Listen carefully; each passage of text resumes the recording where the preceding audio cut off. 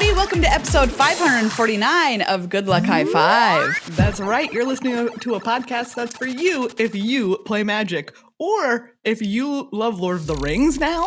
That's a thing. Or if you love Doctor Who. Yes. Or if you love fairy tales. Yes. We're here for you. I'm one of your hosts, Maria. I'm another one of your hosts, Megan. And on today's episode, we are new, and I was going to say fresh, back from Barcelona, but I am the least fresh I've ever been in my life. I feel like fresh is not the word that I should say in this instance, you know? I have never been farther from fresh.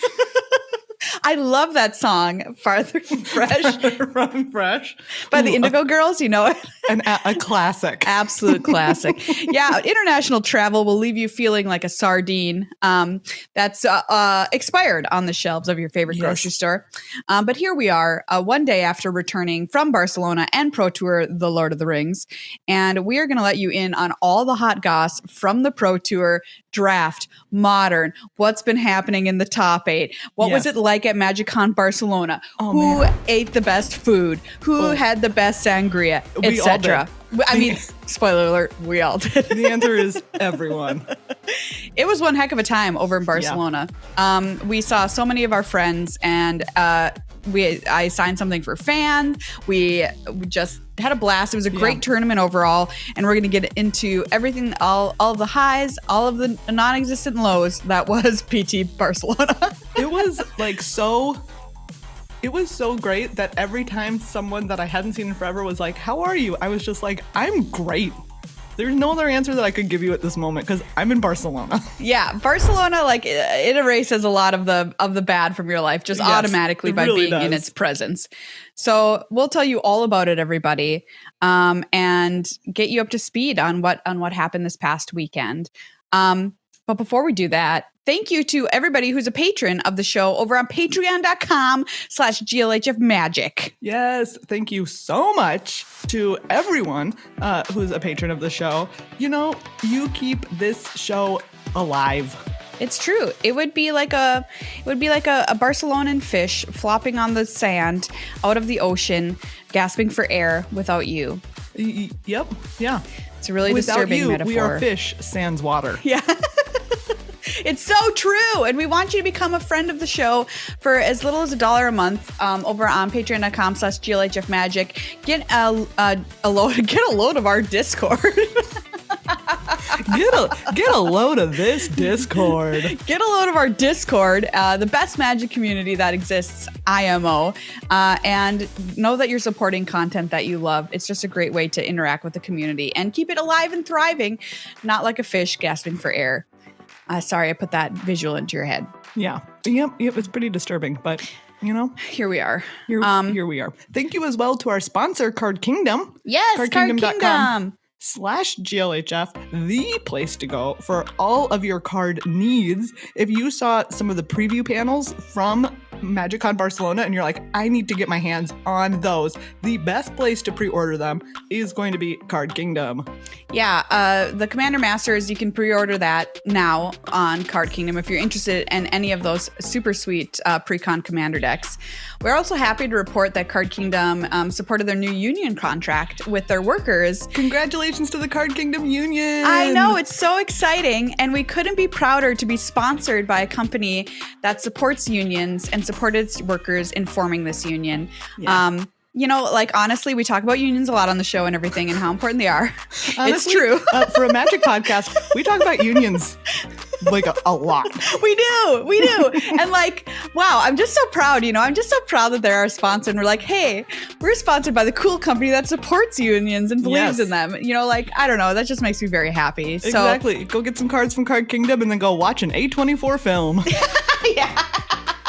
Hey, that sounds like a banger of a day. Honestly, that sounds like a really good time. Like, that's going to be a good day. If you're wondering why we are recording virtually, we just are back from Barcelona and we're playing it safe. Re-COVID protocols. You never know these days. You just never know. So best to play it safe. We'll be back in the studio next week, hopefully, and be having a blast back in our digs here in Minneapolis. And letting you all know about all the new cool and awesome stuff that has been revealed over the past few weeks as far as Magic is concerned, because it's a lot.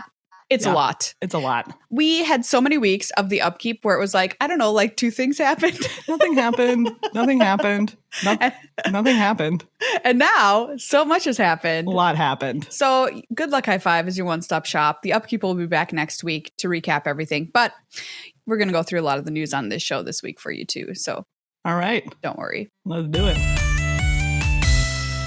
All right, everybody, it's time for the randomizer. We went to scryfall.com and hit the random button, and I'm going to try and guess what this card is without seeing any of its text. Megan has sent me an image that I can only describe as the center of Iron Man's chest. Do you know what? That's a pretty good description. I mean, what I'm looking at is a green, I don't know, jewel brain. It could go either way. Encased in gold. It's round. It's a circle, and outside of it is a 1, 2, 3, 4, 5. It's a hexagon, a blue hexagon made of rock, on a red background with like black oil ooze, whatever. Like that's trying to go into it. I want to say it's interested in getting in there. This is absolutely a close up of Iron Man going bad. Yeah, this is Iron Man going bad. That is exactly what it is. He's going bad. The evil juice is seeping in. And I don't know, this has to be some kind of like, it reminds me of a signet, right? It reminds me, it's going to be called like, is it a signet? I don't know. Is it, is this a Simic signet? I said the words green and blue, but also what is that red doing? And also what is that weird black grabby oil? I thought I knew what all signets looked like, but maybe I don't. This is called Simic signet gone bad. And basically, it costs 2 mana and it's an artifact, and you can tap it for green and blue. But if you do, your opponent gets an extra black mana on their next turn. Wow, spicy. That's like a pretty spicy card. Simic signet gone bad. You know, do you want to use it and give your opponent extra mana? Ramp them for free, you know? Well, Maria, you're correct. This is an artifact. Okay. But it's a blue artifact. And also this art is by none other than Christopher Rush. Oh, yes. I see the word Rush. He signed it down in the art signed right at the very, there. very bottom here. This is called Relic Bind. It's 2 and a blue for an artifact. When target artifact is tapped, the controller of Relic Bind can choose to do 1 damage to any player or give 1 life to any player. Hey, look at that. I'm not kidding you. That reminds me of what I just said. It is like you get something, I get something. Yeah. Wow. That was the original text on the first version in Legends. Okay, sure. Which is when this card came out. I'll give you what it reads like now, obviously. Okay. Enchant. Oh, this is an enchantment for. Never mind. It's not an artifact. It's an enchantment aura for an artifact. What? Okay, I see. It says enchant artifact on its old type line. Enchant artifact an opponent controls. Whenever enchanted artifact becomes tapped, choose 1. Relic Bind deals 1 damage to target player or planeswalker, or target player gains 1 life. And wow, so they have to have an artifact in play, or this does stone cold nothing. Stone cold nothing. And it also has to be an artifact that you tap to do something.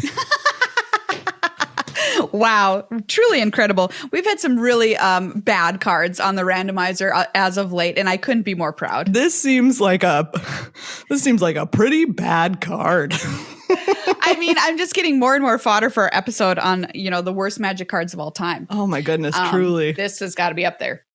That's all right, Maria, I am truly so excited to talk about this. Talk about this randomizer art that you have sent me. What do you think about this guy? This is amazing. Okay, so we are in there's 2 beautiful Greek columns in the background. There's a big dish of fire/smoke, for a forge, and there's a big anvil in the foreground, and there is what used to be, I'm going to call it what used to be a man. Yeah. Hammering, doing some forging. He's got his hand raised with his hammer in it, and then he's holding the thing down on the anvil to, smack it a little bit. But he, at least from my interpretation of this art, he appears to have been turned into a statue in the middle of this. Yes, that is what I see as well. Also, is he cooking eggs in the background? Is that an omelet? Instead of having a forge, it does look like maybe just a really big omelet dish. Yeah, it does. Having just come from a place where we ate a lot of paella, it looks kind of like a big paella dish. Yum. Yes, Yum, yum, He paella. has a big dish of steaming paella in the background. Unfortunately, he will not be able to enjoy it as he is now made of marble and is statue. Poor guy. I do not recommend forging anything topless, but he is not wearing a shirt. Yeah, he could get burned. I'm pretty sure you're supposed to wear like a huge leather apron to keep yourself from like sparks from literally hitting your chest. He's going to be in some pain later. All right. He's got classic Greek statue hair with those, like curly cute. Like, he has like really nice curls, especially when you look at like, this is just my obsession at museums. Do you ever like look at old like Greek marble statues in museums, or any old marble statue really? And like when they have that curly hair and like the curls are so defined, it's unreal. It's unbelievable the fact that someone was able to like carve that out of marble. It is endlessly. What's it like to have that kind of time? You know what I mean? So much time. And anyways, I could go on about it. I have legitimately no idea. I truly don't know. I mean, there's a few clues in here, obviously, but like, I'm gonna go with this is this is a red-white creature. It's called Ivory Smith. Nice. It is a 2/2 for red and a white, even though this card is so old that I think that they did not make 2/2s for 2 in its day. And I'm gonna say it's going to say something along the lines of like, maybe it's like an enchantment. It's a red-white enchantment. And whenever an equipment enters the battlefield, it becomes a 2/2 until end of turn. The end. Wow. Okay, great. I mean, so you were closer with what you're starting out to say. Oh, okay. But you got the name pretty close. It's called Hyperion Blacksmith. All right. And guess what? This card is also from Legends. So my favorite set to hit the randomizer with. Yes. Truly. It is 1 red. So you're right. I don't think I would have ever guessed that red was in this card. It's a creature human artificer. It is a 2/2, so you also got that. All right. But it cares about artifacts, and I think it goes with our other card because you may tap or untap target artifact an opponent controls. All right. There you go. Wow. We had a lot of like artifact related cards today. So like I could have Hyperion Blacksmith in play and I could put my Relic Bind on your artifact and I could make you tap it and then I could deal 1 damage to you. Oh my goodness. Did we just discover a combo? We discovered a combo in Legends. A Legends combo, everybody. Here you go. And it doesn't cost anything. I just have to tap him. Yeah, you just tap him. Wow. All right. And the flavor text on this gentleman, art by Dan Fraser, iconic, is the smith with a mighty... Wait, hold on. The smith with a... No, one more time. The smith, a mighty man is he, with large and sinewy hands, and the muscles of his brawny arms are strong as iron bands. The person who wrote that was thirsty. Wow. We got a poem on a card. Is there any other card that has a poem on it? Yeah, there's some other cards with poems. Okay. That's great. That. Also, I can't believe that this is supposed to be a real person. This is a statue. No, I don't know. I also think he's a statue. I don't understand it. Yeah, it's very weird. Why is he made of marble? Why is this Hyperion Blacksmith made of marble? I guess that explains why he doesn't need to wear his big leather apron, though. Hey, if you played in Legends and know if this was a true combo that you were pulling off at the LGS on Friday night, let us know. I truly want to know.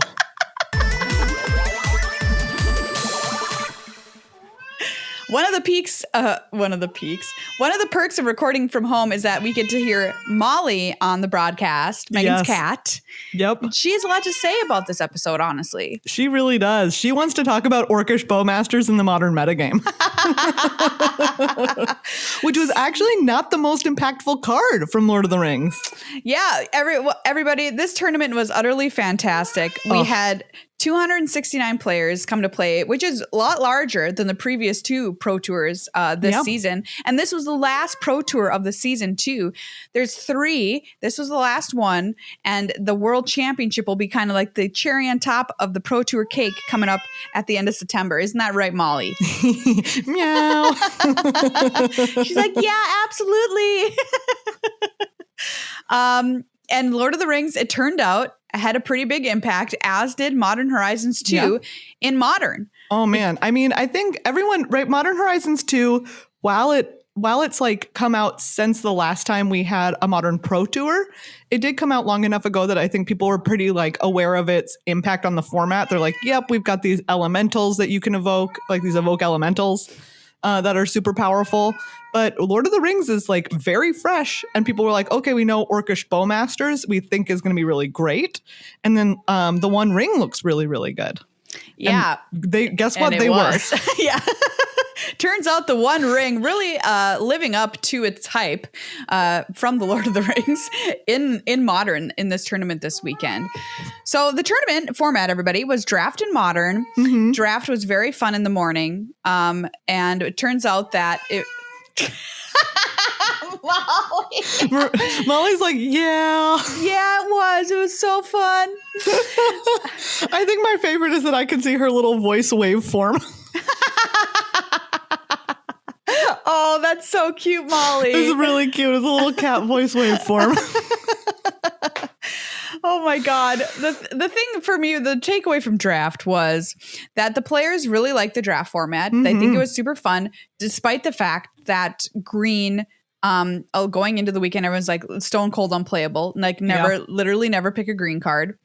And when we look back at the data of the draft from the weekend, that data of green being bad is relatively supported. Yes. And the fact that black is head and shoulders ahead of all of the other colors, also confirmed. And that not even like black, yes, excellent, but also Rakdos specifically, yeah, is just very, very good, and it supported that. In the day one drafts, like in the draft pods, there were twice as many 3-0 Rakdos decks as any other. Just wild. Mm-hmm. Rakdos turns out what you thought it was good, and it is good. It is. It's pretty good. So before the Pro Tour starts, there's a player party. There's a party for all the players the night before. And it's always so fun to go down there and meet everybody and talk to them. And I was wandering around and I saw Nathan Stoyer, current reigning world champion, Pro Tour March of the Machine champion. And I'm like, hey, Nathan, what's the secret with draft? And his eyes just lit up and he's like, this past week I learned how to draft green. Somebody on my team taught me the secret to doing it. And so I was kind of excited that maybe there would be like some kind of resurgence of players drafting green, like they figured out the secret. Mm-hmm. We didn't really see that, but no. Nathan seems to think that there is a way to do it, and it's by ignoring the food synergy in green and white and just smashing face, and by drafting a base black deck with green support and black green. Yeah. We didn't get to see that play out as far as the numbers are concerned, but I was kind of excited, like, oh, maybe we're going to see something totally different that we didn't expect. And then it turned out to be exactly what we expected. It was exactly. So just to give you like a little, like kind of just a little snapshot of the 3-0 decks in the very first day of drafting at the Pro Tour. Yeah. There were, in fact, no 3-0 green-white decks, Maria. Yeah, zero. Stone cold zero. That was the only color pair that had none. And then in fact, even Simic, which is considered just abysmal. Yeah. Right. I want to say that LSV tweeted that he had like basically a perfect green blue deck and he still didn't 3-0 because that color pair is just so atrocious. There was one 3-0 blue green deck. Okay. So it got in there. Somebody got it. Yeah, exactly. There were 3 blue white decks. 5 black white, which was actually, I said twice that for Rakdos, and I was actually wrong. So there were 6 Rakdos 3-0 lists, and then 5 Orzhov 3-0 lists. Okay, got it. And those were kind of like the rest that were those were the ones that were head and shoulders above, because the next ones we had like 3 blue white decks, like I just said. We had 3 red white decks. We had 3 red blue decks. But nothing else came close to the 5 and 6 wins of those other ones. Yeah, so it turns out that black being the common denominator between Rakdos and Orzhov, giving the boost to those categories as far as 3-0 decks go on day one, was the difference maker. It was the black cards, period. Exactly. I also thought it was... Oh, sorry. Go ahead. I was going to say, we saw 4 and 5 color lists. We saw Bant, Jund, Abzan, and Grixis list. Grixis getting 3 3-0s, by the way. Yeah. But I just wanted to point out that green being a support color in 4 and 5 color and in Jund and Bant. I mean, it's not doing anything in those lists, probably. So I'll just give green. I'll throw green that bone, if you will. Yeah, They get that single solitary bone. Yeah, enjoy.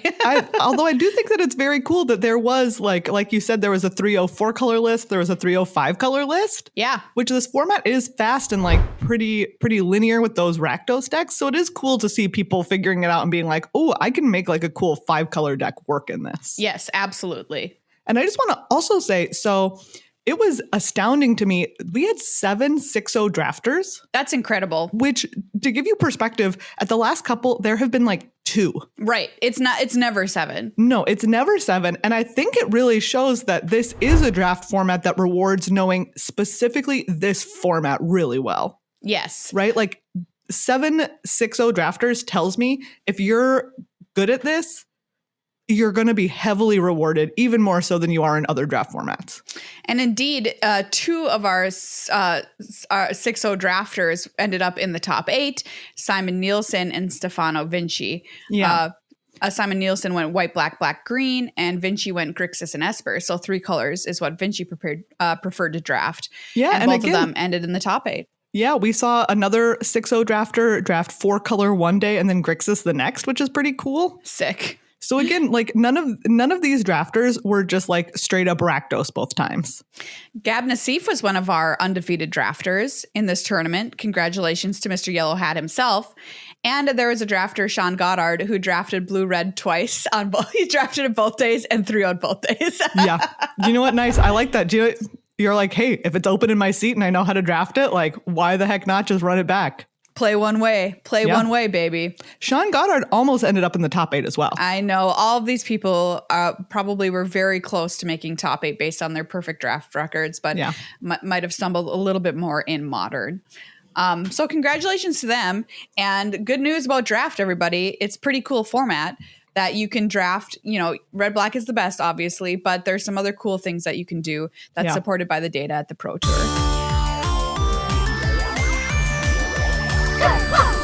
So let's kind of change gears here and start talking about Modern, which was the meat and potatoes of the tournament. It was the second breakfast to our draft. And we talked about this on the episode last week, but we hadn't thought about Modern in a long time. It had been since 2019, since it was at a Pro Tour. What the heck was going on in Modern? Modern Horizons 2 has been released. Lord of the Rings had been released, like Meghan said. So what were we going to see? The last Pro Tour, Tron won in the hands of Toralf Severin. What was going to happen this time? So let's take a look at what did happen as far as the metagame was concerned. Yeah. So Rakdos Evoke, number 1. Yeah, right there at the top. Heading into the tournament, people were like high on this deck. This is the one that has the Evoke Elementals Grief and Fury. Which I'm just going to put it out there. Do you know what? Like, Grief and Fury would be a sick deck name. I mean, this is the deck that had been lighting up tournaments prior to the Pro Tour that was called Rakdos Scam. And it was called Rakdos Scam because you feel like you get scammed when they do the hallmark thing of the deck on turn 1, which is evoking Grief and then ripping a card out of your hand, playing something so that Grief doesn't die, and then doing it again, stealing another one of your cards and ending up with a 4/3 menace on turn 1 of the game. That feels like you got scammed. Yep. And that's fair. It's pretty brutal. So we were kind of expecting that would be the most played deck, and we were right. It was 19.3% of the field with 52 players on it. And I got to say, the deck seems strong, running Oakish Bowmasters, like you said, Meghan. Yeah, the deck did seem really good. Although, spoiler alert, we did only see 1 copy in the top 8. Yeah. Which only I think one made it. Certainly less than some people would have been expecting. Yeah, I agree with that. It didn't show up on Sunday as much as I think we would have thought, but the deck looks good. I don't know what else to say. The deck is gross and busted if you get that turn 1 play. It's disgusting. Later on, we'll talk about some of the things that we saw this deck do. Oh, yeah. Which are really good. It did some things that you're like, oh, we should talk about this for forever because it was that disgusting. We must remember the atrocities that this deck committed. That were committed by this deck. Oh, wait, I'm not going to use passive voice. That this deck committed. Okay. Yes, that we're committed. Yeah, that this deck committed. The other most popular decks were 4-color Omnath, Rhinos or Crashing Footfalls, that Cascade deck that makes 4/4 Rhinos. Oh, You like this I one? really enjoyed watching that deck. Like, that deck's pretty cool. It is cool. I agree. Mono Green Tron was in 4th place with 8.9% of the field. Guess what, everybody? Tron's alive and well. Oh, it is quite alive. Thriving. It is moisturized. It is in its lane, and it is thriving. Do you know what, Tron? Whatever else you want to say about it, Tron has always been in its lane. Yeah. That's its thing. Tron, it's never left its lane. Tron is like, do you know what? This is my lane. Yeah, that is true. I'm going to stay right inside of it. After Tron was Golgari Yawgmoth, little humans combo kind of deck. I don't know what else to call it. -1/-1 counter deck. Yeah. Dimir Control after that. Nice. We also saw some Living End decks. I really enjoy watching Living End. Can I tell you something? Okay. Yeah. So as a Boggles player, Living End is my nemesis because you can't beat it. I'm just going to go on record and say Boggles is a 0% against Living End.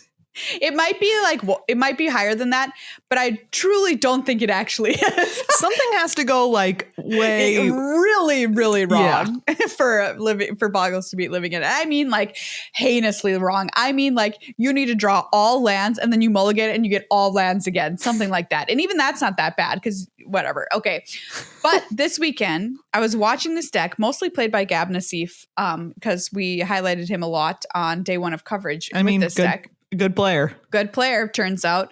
And I was like, wait a second. I'm feeling some feelings right now watching him play this deck. And I'm like, what's wrong with me? Like, this is the deck that destroys me in Modern. You know, this is the deck that is responsible for killing my family. And yet I'm attracted to it. Wow. Maria, you are living like an angsty YA novel. I know I am. This is the sparkly vampire of my dreams. That's way too old, and I'm not going to get into it. But Living End, I think I might want to play this new version. Wow. It looked very, very cool. What can I say but gasp? I know. Here's what I blame. I blame Marvel Snap. Wait, okay. Elaborate. Yeah? Okay. So, Marvel Snap is teaching me to like different kinds of play styles that I wasn't normally liking in Magic. Oh, okay. That's my answer, because I am way more willing to play a control deck in Marvel Snap. I'm way more willing to play a combo deck specifically in Marvel Snap. And I found that in Snap, I actually really like playing combo. And then I started watching Nassif playing this Living End deck, and I was like, wait a second. Do I want to play combo in Modern? Maria, welcome to the dark side. And I think that I just do. And Marvel Snap unlocked it for me. It unlocked my love of combo. Wow. Marvel Snap. Unlocking everyone's inner evil person. Yeah, I mean, honestly. So we'll see where we go from here. I might just fire it up on Magic Online and just give it a run or two and see if like this is a true love or if it was just I just caught some feelings for the weekend. You know what I mean? Are you worried that you're not feeling as evil as you used to? Try Marvel Snap. Because it is kind of like a microcosm of Magic. Yeah. In a weird way. You're playing these similar archetypes, and then you're doing it in games that last, 5 minutes maximum. Yeah. And you're repeating it ad nauseum. Speaking of decks that I hate. And you just, I don't know, something sparked in me. So anyway. Wow. Everybody, I felt like I had to get that off my chest. I've been burdened with it all weekend long. And I'm glad that I finally told you all. Please don't hate me. I will say there were some decks that that we talked about going into this that did not look good. Yeah. This weekend. We talked about, is it Murktide? Yeah, we did. Just kind of failed to perform. 5-color creativity. Every time we saw it on camera, it just looked kind of rough. Yeah, Orcish Bowmasters being in the format with 5-color creativity, with creativity decks generally is just bad because you can just kill their token. Yep, exactly. Like you need that little 1/1 dwarf around, and they're just like, it's pretty easy for me to just flash this 2-mana thing that kills it. Yeah. And Murktide just didn't go anywhere. The tide was not coming in for Izzet this weekend. And Jeskai Breach, this is this one I'm kind of sad. This is like a cool, weird messed up combo kind of deck, and also just like not getting there. Yeah, that combo deck, that's a little too advanced for someone like me that's like, I'll pick up Living End. That deck is crazy. Corey Baumeister loved Jeskai Breach, and it did in fact win the Secret Lair, the finals of the Secret Lair event at MagicCon Barcelona. So, I mean, it's a cool deck. It did get some results elsewhere. There was also, it's not on this list, but there was a new combo deck. Yes, there was. Brought by some players like Sam Pardee. And LSV. And LSV, who had a Samwise Gamgee kind of like sacrifice combo deck with none other than our old friend Cauldron Familiar. Oh, wow. Get out of town. I hate you. Where you could just kind of like go infinite with Sam and Cauldron Familiar and food tokens. Yeah. That deck ended up performing 50%, went 17 and a perfect 17 and 17. But there weren't that many people playing it, to be fair. But maybe there's something there, I was going to say, it's also like really fresh in this, so that maybe we'll see some other people trying to iterate, seeing if they can find like a more successful version of it. Because it is always... It's really cool to me when people find a new combo somewhere, Yes. That was just waiting under the surface to be discovered. Exactly. So let's talk about modern win rates from day 1 and 2. Everybody at home, if you don't know this, I want you to try and guess what the highest win rate was for a deck in Modern. Ooh. Are you ready, everybody? Have you put your guess in? The answer, I just want to tell you may surprise that you're not going to be emotionally prepared for what we're about to say. Like I just need to put that out there. Yeah. So I want you also to know that this number is based on one person. Okay, only one person, one true hero brought this deck, and that is Merfolk. Merfolk with an astounding 80% win rate. The lone player brave enough to pilot the little fishy boys went 8-2. Yep. Maria. Yeah. It is a fact that cannot be refuted. Yep, that is true data right there. True data. Small sample size. One person went 8-2, 80%. But you know what? Good on them. Good work, you 8-2 player. We had a couple of people bring Azorius Hammer, which also outperformed by going 69.6%, 16-7 in the modern portion of the tournament. But the people playing these struggled in draft, so they didn't end up anywhere near our top 8. But that did very well too. Yeah, we also saw Urza Thopter Sword. What a blast from the past. Do you remember this deck? Right? Gosh. Pretty cool. Just 2 people on that, but still 64.3. Nice. Yeah. Amulet Titan. This was pretty cool. There was like just a handful of people on it, but one of them made the top 8. Yes. And it is someone who has written an 80-page guide on how to play this deck. 32,000 words on how to play Amulet Titan. Which, if you're like, what does that deck do? Well, the answer is there's 80,000 words that you need to describe it. Yeah, this player, Dominic Harvey, wound up in our top 8 and made it very, very far in the top 8. And we were wondering if he wasn't going to take the whole thing down because Amulet Titan's matchup against Mono Green Tron, which made up 3 people had that in our top 8, is extremely favorable for Amulet Titan, but didn't make it all the way to the finals. I will say also...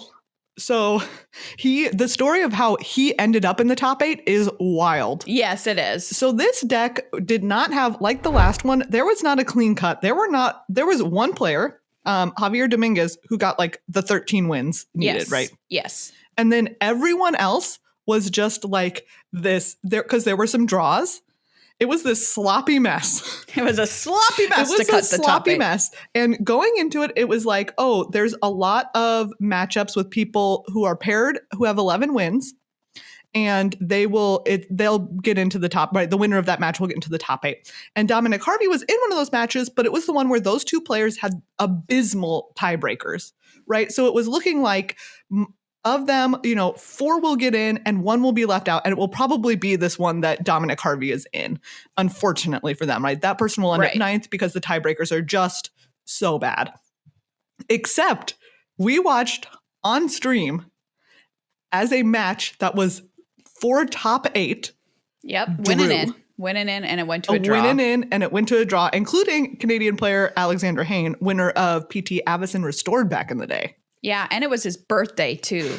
It was absolutely. I mean, that game itself was absolutely wild. Hayne was on Mono Green Tron. Yep, and the other player, who I believe was a Chinese player, was on Rakdos Scam or Rakdos Evoke. Yep, and like it seemed like that player was going to get it, except that then they had a 1 ring with a bunch of burden counters on it that was draining them.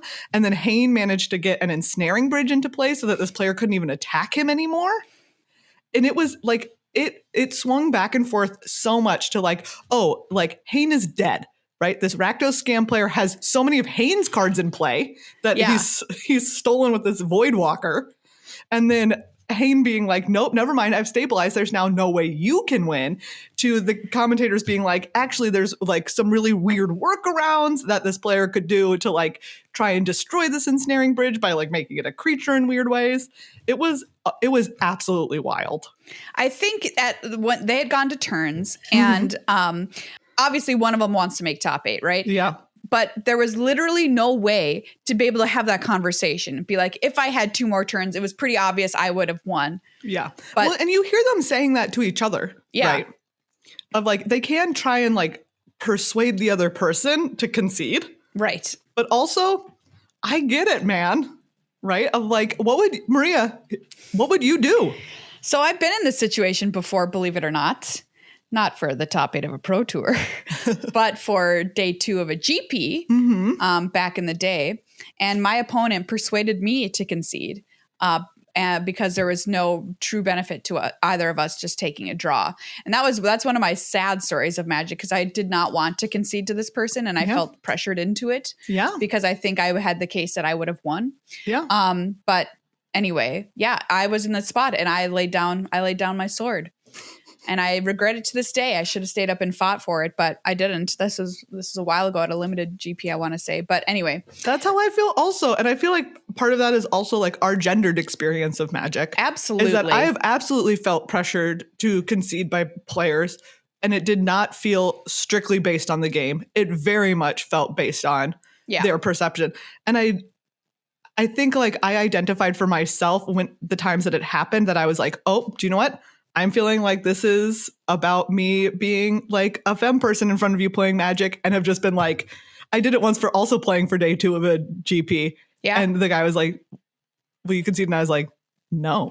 I'm like, absolutely not. No, like, I will not. You're super freaking welcome too. Like if you, like, especially because it feels like those players in that moment expected of you.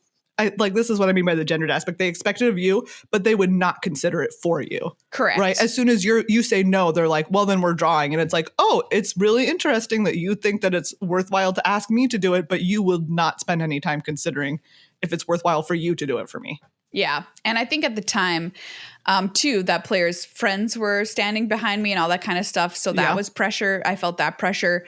And nowadays, I would say if I found myself in a similar situation, I would ask a judge to come over to the table so I could like take a step back and just get some air and think about it and not feel so much peer pressure in that moment to do the thing that player wanted me to do just because they think that it's my responsibility to give them a win in this situation because of my gender. Yeah.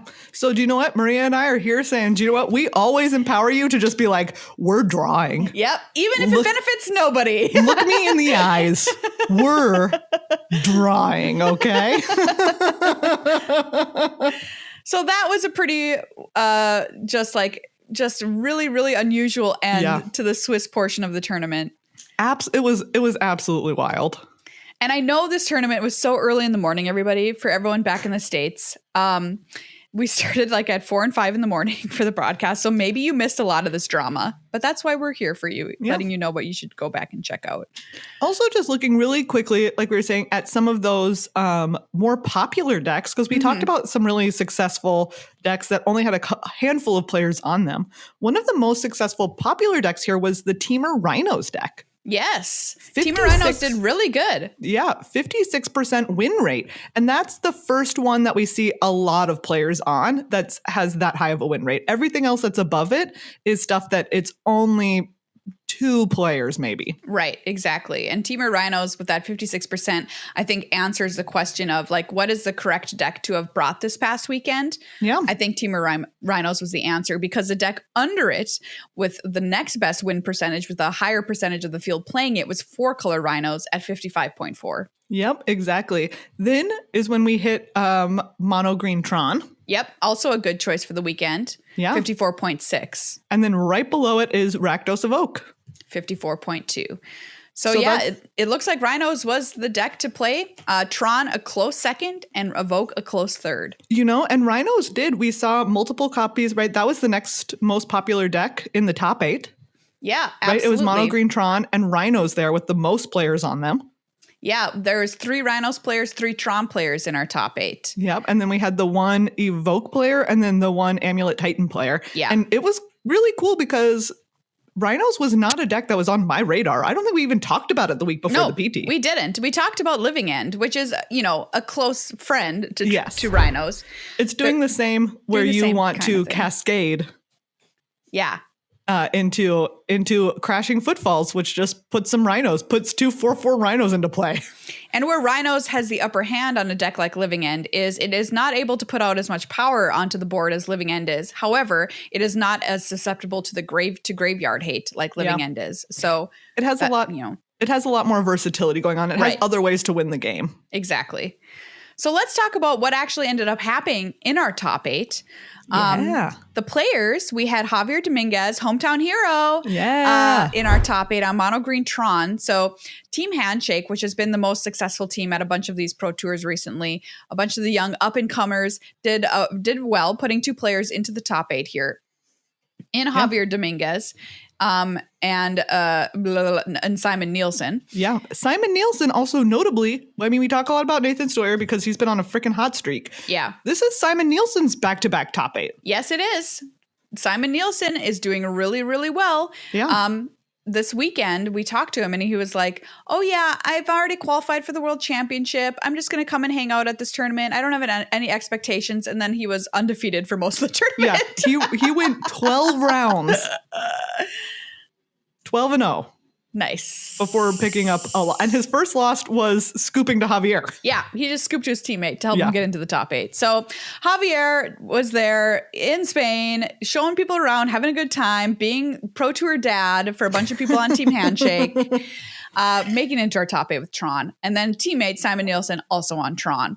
Our other Tron player was none other than Christian Calcano, who, if you've watched old pro tours, you know Christian. He is such a great, lovely human being, always nice and happy to be around, and had not been to the pro tour in a while. Yeah, he is someone who used to be like a staple of the pro tour. Yeah. Was always there. He's struggled to qualify in kind of like since the COVID era of Magic began. But this was the first one that he qualified for, and then he made it all the way. He was in the finals. He made it all the way to the finals. A lot of people really rooting for him just because he's a beloved grinder on the scene. Mm-hmm. And we're excited to see him come back to the Pro Tour. So Christian Calcano was our 3rd Tron player. We mentioned Dominic Harvey of Canada on Amulet Titan. And Jake Beardsley was our Rakdos Evoke player. Yeah. Jake Beardsley also playing in his very first Pro Tour. Yes. He tested with the team Sanctum of All. Yep. Which is the one that has a lot of players like Rain Burchetta's on it. Arya is on it, right? This is a team that says like, hey, if you're looking for a pro tour team, if you're looking for a testing team, you are always welcome on Sanctum of All, which I think is just really lovely. And Jake had some really nice things to say about testing with those really great players. Absolutely. And it was Jake's birthday weekend as well. A lot of birthdays going around this pro tour. First pro tour, first top 8. You love to see it. Yeah. Underdog story. Also, it was really cute because he was one of the people that you talked to on Thursday about being at their first pro tour. And he's like, oh yeah, I'm a sub to Gabe Nassif's stream. Yeah. I love watching Gabe. And they were like, oh, what's one thing that you would love to do? And he's like, oh man, if I could play Gabe, that would be pretty sweet. And he did play Gabe and beat him. Live your dreams. Live your dreams. Right? Pretty great. Somebody else who had a hero story was Christian Calcano, who wanted to play Kai Buddha, one of the most winningest players of all time in Magic history. And Kai Buddha made it into our top 8, and Christian Calcano got a chance to play him in the quarterfinals. Yeah. So cool. It was also really amazing. I mean, this is the 4th decade of play that Kai has had a top 8 in. That's incredible. Because he had his first world's top 8 in 1999. Can I ask you this? How many people can say they have achieved the pinnacle of their career in 4 separate decades? I mean, I don't think very many people can say that. Tiger Woods. Is that true? I don't even know. I don't follow the game of golf. It's true. I don't know if it's true. Tom Cruise? Oh, okay. Is that true? I think Probably? Tom Cruise is probably up there. Kai Buddha, Tom Cruise, same footing. Being called the Tom Cruise of your profession. in terms of achievement. Yeah, achievement. Exactly. Not just being the generic Tom Cruise. And to round out the top 8, we had 2 Italian players, Marco Del Pivo and Stefano Vinci, both playing Teamer Rhinos. Yeah. But in the end, there could be only one. Yeah. And you could see also, it was apparent watching this, Tron just has a good matchup against Rhinos, it looked like. Yeah. When we were watching this, it was yep, this, at least in that top 8, you could just kind of see it. The winner of the whole thing was none other than the person in their first Pro Tour on their birthday weekend, Jake Beardsley, who took down Christian Calcano in the finals. It was an epic finals, everybody. It went to 5 games. Went to 5 games, full 5 games. Yeah. And if you need a recommendation of something to watch in the Pro Tour because you didn't catch it because it was not in your time zone, we recommend Game 4 of the finals. Yeah. I mean, honestly, the full finals is worth watching. It is. I agree. Some of the games are over quite fast. Game 3, we got to see Jake Beardsley cast a turn 3 Ulamog. Turn 3 Ulamog. That belonged to Christian Calcano. How often do you get to see a turn 3 Ulamog? Not often. No, not often at all. It was so spicy. Okay, so Eugene, the Spirit Dragon, I just want to point out that we called it our card of the round, round when we were talking about the news desk. And I tell you what, it took every fiber of my being to say Ugin, the Spirit Dragon, and not Eugene. Yeah, I just wanted to let you all know that. I'm really proud of you. Thank you. Yeah. But game 4 of the finals was so intense. It was so back and forth. There were minuscule decisions that had to be made to give Christian a chance when it felt like he had absolutely no chance in this universe. I was at the news desk with Mind Voodie, Magic enjoyer, and I thought he was going to have a heart attack sitting next to me when we were just feet from the feature match area, and we were watching this happen. And I thought he was literally going to die on the chair 2 inches away from me because of watching this match was so intense. Yeah. So I recommend it, everyone. It was absolutely incredible magic. Both players played exceptionally well in the finals. But watching Christian Calcano navigate that game 4 was incredible. He made some incredible decisions. Yeah. So truly go check it out. If you're somebody who likes to watch high stakes magic, that match is I think will go down in history as one of the all-timers. Yeah, so absolutely. Go peep it if you haven't already. Maria. All right. Before we wrap up. Yeah. Barcelona, the city. Yes. Give me your highlights. Okay. So going into this weekend, we told you we love Barcelona. We're Barcelona fans. It's one of the best cities to visit. Absolutely. We didn't do too much touristy stuff this time because we had done it previously. We did go to the beach for a couple of days, hung out. That was awesome. Amazing. So definitely one of my highlights, beaching it up. We also had a fantastic number of dinners in Barcelona because the food just doesn't miss. It just does not miss. If you're in Barcelona, I'm going to recommend, every place, we went so many places that were amazing, but we went a place called Cera 23, CERA 23. Oh, yeah. That was I was floored. And every single thing that we ate, I was floored by. It was a new mouth delight, every dish. It was incredible. We had so much great sangria. Food. So good sangria. Such good sangria. It was just such a great time. We spent one full day just sitting. I spent one full day on the beach. Meghan was there dawn to dusk. Literally, I sat on the beach for 8 hours straight. Yeah. Or was in the ocean. It was amazing. It's my dream. So I also just loved our hotel had a roof on the pool on the roof, not a roof on the pool. It's a different thing. A pool on the roof, and you just got to swim under the Barcelona sun in this pool on the roof, which was just that was a highlight for me for sure. And those fabulous dinners we had. So good. I did not get a chance to go to the marquee event of the tournament, which was DJ Elijah Wood spinning records on the beach. I did but go. Meghan did. I saw DJ Elijah and it was great. It was really funny because their music is just like vibes. And I think a lot of people were like, this is not like dance this is music. Weird. But you know what? I was super freaking into it. Absolutely. It was so cool. Oh, and the the big kind of like set piece of MagicCon Barcelona was Bilbo's birthday party. And it was so cute. They had a giant cake. Like a huge cake. It was like beautiful. It was like all this greenery and like picnic tables to play Magic at. Oh, it was so cute. I think that it seems like overall people just had a blast at this MagicCon. It was very well set up. Like you said, the little Hobbit area that they had was so cute. Oh, so cute. Tons of area to play Magic in. So much. Pro Tour next door. You know, I would call it a super success for them. It was a great event. It was outstanding. So great. We went to a really cool record store. We went to the cutest little vintage like camera store. And we got some Polaroid stuff. Oh, that is one of my new favorite stores that I've ever been to. It was so tiny. It was really good. But it was like tons of like modern camera stuff, but then tons of like vintage camera pieces. Oh, it was so cool. I really loved it. So the next thing we're going to do, everybody, is be in Las Vegas for MagicCon Las Vegas, which is happening September 22nd through the 24th. And that's going to have the World Championship at it. So we're going to be working at the World Championship. But MagicCon Las Vegas will be there happening at the same time. And it's not over Halloween weekend this year. Thank goodness. Thank goodness. I would not emotionally be able to handle Vegas at Halloween again. A lot of people and a lot of costumes.